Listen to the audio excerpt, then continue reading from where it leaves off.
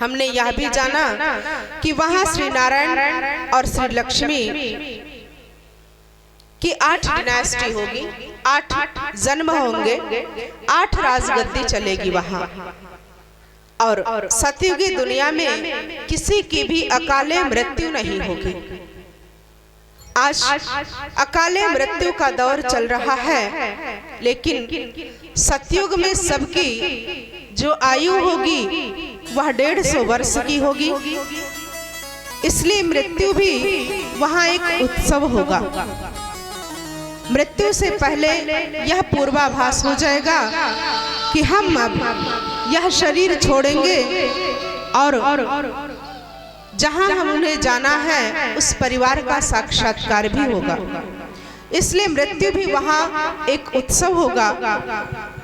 जैसे ड्रेस परिवर्तन करते हैं, कपड़ा बदलते हैं, पुराने कपड़े उतार नए पहनते हैं तो खुशी होती है। उसी प्रकार सतयुगी दुनिया में भी मृत्यु पर्यंत जब चोला बदलेंगे तो नए चोले के धारण करने की खुशी होगी। आज आप देखिए, लोगों को मृत्यु शब्द से बड़ा भय लगता है, मरने का नाम सुनते ही डर जाते हैं, क्योंकि उन्हें पता है कि मृत्यु के बाद उनको क्या गति मिलनी है। इतना लोग डरते हैं, वास्तविकता पता नहीं है।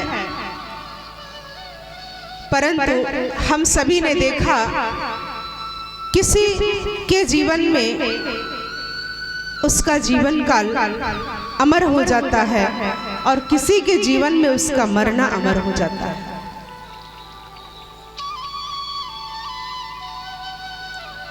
सुखदेव जी राजा परीक्षित को कथा सुना रहे हैं और परीक्षित जी को जब यह ज्ञात हुआ कि 7वें दिन तक्षक नामक सर्प उन्हें डसेगा जिनसे उनकी मृत्यु होगी, तो 7 दिन उनके जीवन में जो जीवन में बाकी हो, ऐसे मृत्यु की सैया पर लेटे हुए व्यक्ति को क्या करना चाहिए। इसके लिए सारे संसार को यह संदेश मिला कि भगवान की महिमा का गुणगान करना चाहिए। सारे जग को यह संदेश मिला कि राजा परीक्षित को सुखदेव जी ने भागवत की कथा सुनाई और इस भागवत की कथा को सुनने के पर्यंत राजा परीक्षित जी को मुक्ति मिली। राजा परीक्षित का मरना भी अमर हो गया। तो मरने के समय पर राजा परीक्षित जो सुखदेव जी से भगवान की गाथाओं को सुन रहे हैं, उनकी लीलाओं का वर्णन सुन रहे हैं, वह आज भी हम सभी गायन करते हैं। तो कहने का तात्पर्य है कि हम सभी के लिए भगवान की यह प्रेरणा है कि अगर हमें मृत्यु के भय को मिटाना है तो जीवन के हर क्षण को हम सफल करना सीख जाएं। एक एक सेकंड हम श्रेष्ठ कर्म करना सीख जाएं। एक एक श्वास भगवान की याद में बिताना सीख जाएं। और अगर हमारा वर्तमान श्रेष्ठ है तो हमारा भविष्य श्रेष्ठ ही होगा।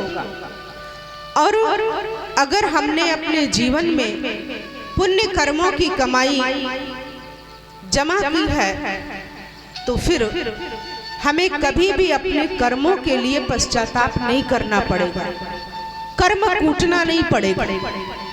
अगर हमने अपने जीवन में सबके प्रति शुभ भावना, शुभ कामना रखी है, अगर हमने सबके प्रति श्रेष्ठ भाव रखा है तो कभी भी हमें अपने कर्मों के लिए रोना नहीं पड़ेगा। इसलिए आप आज 7वें दिन कथा जो सुनने पहुंचे हैं, यह कथा तभी सार्थक माना जाएगा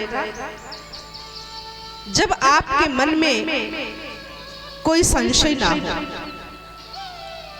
आप अपना जीवन जो जी रहे हैं उस जीवन के निष्कर्ष पर पहुंच जाएं, कोई संशय आपके अंदर ना हो।